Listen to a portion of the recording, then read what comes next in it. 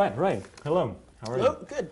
I was wondering, what was the first thing you bought for yourself? Was it a comic book or a CD? Out of those two things. Out of those two things, CD. Yeah. Yep. Because when was this? Trying to think. Probably when I was in junior high school. So maybe like 14 or 15. Do you remember what CD this was? It might have been. Oh, it might have been Pantera, Cowboys from Hell. Really? I think that was the first CD I bought. Why that one? Well, around like junior high, that's when I was really into metal. So what I was listening to at that point was like Metallica, Megadeth, and I remember my friend Philippe showing me this band Pantera, and I fell in love with it. So. And were you a comic book fan when you were young? I was, not as big as the other guys.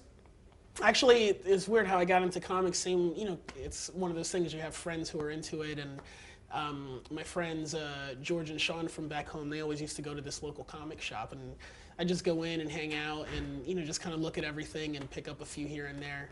One of the things that I started doing was my favorite covers, I would like redraw them in pencil and kind of do like these different renditions, and then I would take them to the comic book shop, and they would hang them on the wall. So that was actually cool for me. So I actually didn't buy a lot. My uncle, one of my uncles had a whole bunch of comic books in his storage, and then he gave them to me. So that's actually how I got most of my comics, is when he gave me those. And it was mostly about the art, maybe. What's it? It was mostly about the art of the comic books. Yeah, because I also read that you don't like to read very much. So. Yeah. I definitely was more into the covers. One of my favorite covers is I think it's Wolverine issue 1. It's it's his old like he's in this purple costume, and that was one of my favorite ones. It's just a close up of him. He's holding up the claw, and so I drew that, which was really cool. So I was definitely more, I think, looking at them than reading, because I have a very short attention span. I can only read for so long before my eyes start getting tired. So. And so the other guys in the band are more into comic books? I think so.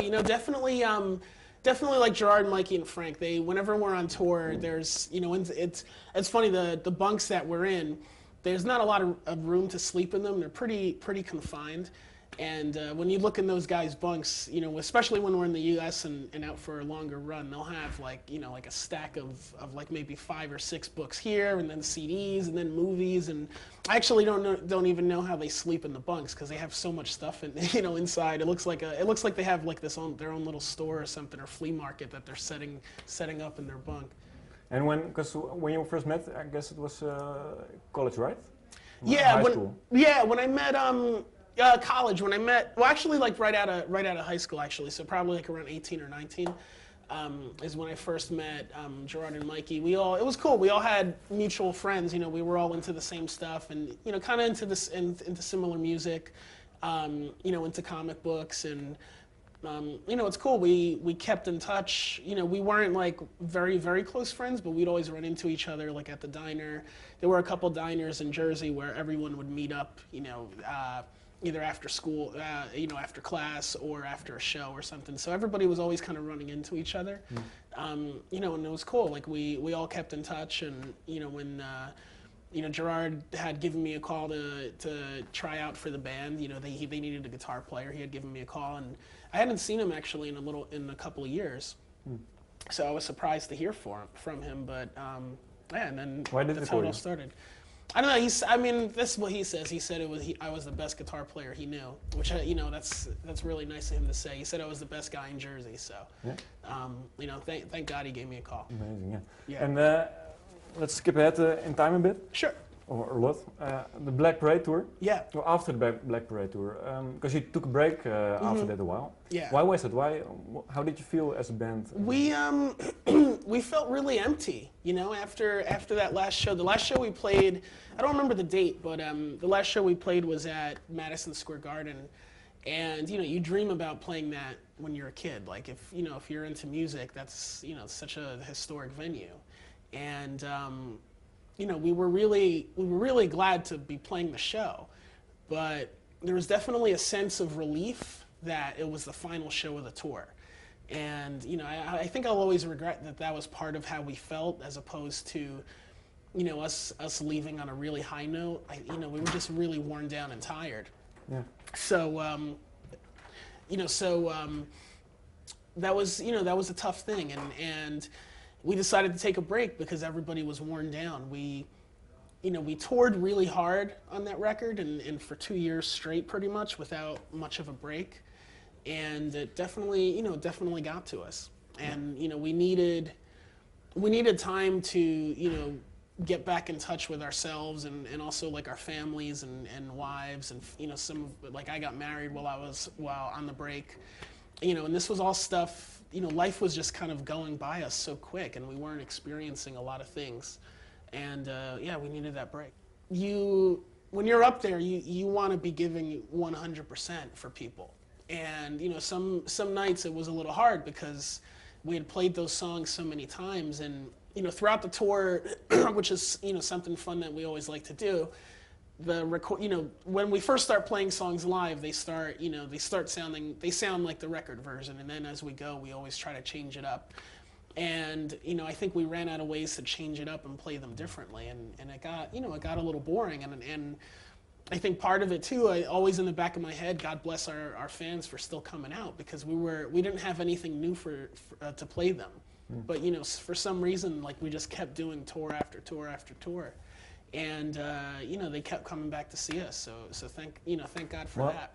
Why it took so extra long? Yeah, you know, it took longer because we took a lot of time off. We took about 9 months, almost a year, and then when we got back together to start writing again, you know, we went into pre-production and to start writing material, kind of like we thought we knew what record we wanted to write, and I just think that's like a very dangerous thing to go into the studio saying. You know, you kind of have to let the music find you, and you know, I think we were going in with a mindset of, this is what we're doing, this is how we're going to do it, these are the songs, this is what the songs are going to sound like, these are the limits that we're going to put on ourselves in the studio. You know, just a lot of rules were set up, and I think after after like probably 8 months of writing and recording, we heard what we had done, and we weren't completely happy with it. You know, we thought, well, we knew that we could do better, and you know, we got the chance to work with Rob Cavallo, and we wrote and recorded "Na Na Na," which was the first single off the record and the first track on the record. And you know, once we did that song, we realized like we had to start over again. So, why that song? You know, that song was just really special. It really spoke to us, you know, in a great way. I think when we did that, you know, recorded that song, it felt like we got the band back. It felt like, okay, this is My Chemical Romance. Like, this is what we're capable of. This is, you know, it's kind of what's cool about the song is it's kind of based actually in some of the stuff we were trying with the previous material that we were writing. You know, kind of being more punk and, you know, and kind of just more straight ahead. But at the same time, there's a lot of room for experimentation in that song. You know, like the bridge of the song kind of gets, you know, is really out there, and then it kind of all comes back to this chorus, and you know, those are some of the things that we're really good at, and we weren't doing on the previous stuff. The previous stuff was a little bit samey, you know, and a little boring, and you know, that song was just really exciting. It was just a catalyst of a lot of inspiration. And, what? Oh, sorry. No, yeah, and you know. So after we wrote that song, a lot, you know, maybe like 4 or 5 more came really fast. Where did the song start? Did it start with the lyrics, or did it start with the music? You know, that song from, you know, Gerard had kind of the riff and the chorus, you know, na na na na na na. He had that in his head for a good while, and I remember him saying that he kept it in his back pocket because, you know, and I think music's weird, you know. If there's not the right energy in the room, you know, if you try to write a song, sometimes it won't work depending on the energy in the room.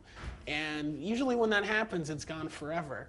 And, you know, I think he felt there was something special about the song, but didn't want to, you know, try it out until we were in the right headspace for it.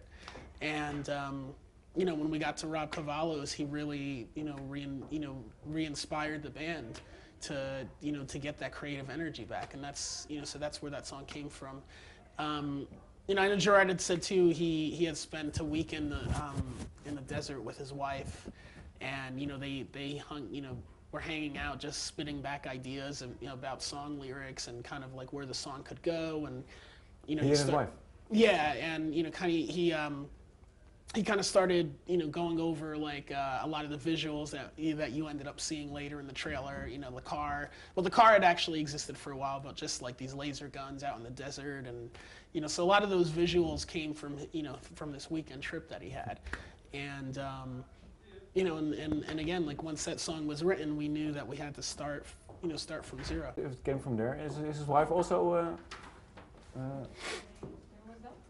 Almost here. Yeah. Is he also into comic books? Because it's kind of a comic book.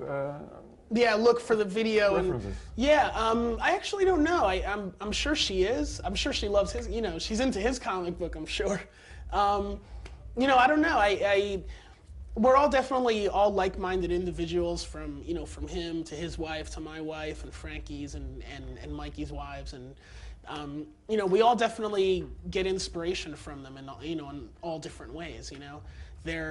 Each of our wives are very important to us, and we always play them music, or we always show them what we're working on, and it's great to get feedback from them because they're always 100% honest, and they'll always tell you the truth. And that's why it's it's one of the great reasons to have them be a part of this.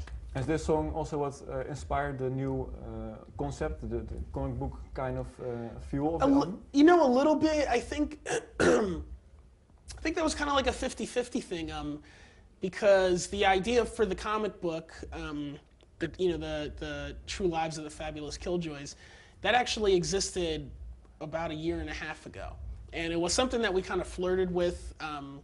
We were talking about like maybe involving some of the elements. This was a comic book that Gerard and a friend of ours, Sean Simon, were working on together, and we had talked about kind of working in some of the elements into the record, but I think our mindset, we just weren't ready for it. And after Na Na Na, especially with the lyrics and everything, it was really honing into the ideas that Gerard and Sean were trying to put forth in the comic that they were working on. So it's kind of cool that the way it works is the record almost is like a companion piece, or an extension of some of the ideas that people will end up reading hopefully this year. Well, not this year probably, but maybe next year in the actual comic book. So they're kind of it's interesting. Like the comic book inspired the music, which inspires the comic book, and it's all part of this really big world. Your last question. Do you think, how will you go about this tour differently so it won't happen like the last time again? You know what? We have a great management team, and it's just they definitely know that how important family is and how important time off is, especially with Gerard and Frankie. Frankie has twins. He's a new dad of I think his kids are maybe like 4 months old, so they're still young. Gerard's daughter is I think about a year and a half. So you can't have a guy on the road missing his kids grow up. And it's all about touring smart. You can do the same number of shows, but you just space it out in a different way, and make sure that people are staying healthy and getting breaks. That's something that we didn't do last tour. We were literally going from one tour to the next, to the next, to the next, to the next, all over the world. And it was a great experience, but it definitely took its toll, physically, but more so like mentally, because you start feeling very disconnected away from home, and and then what happens is you start resenting the band a little bit because it's keeping you away from home, and that's not good. That's not a good headspace to be in. Yeah. So we're definitely going to do things differently this time.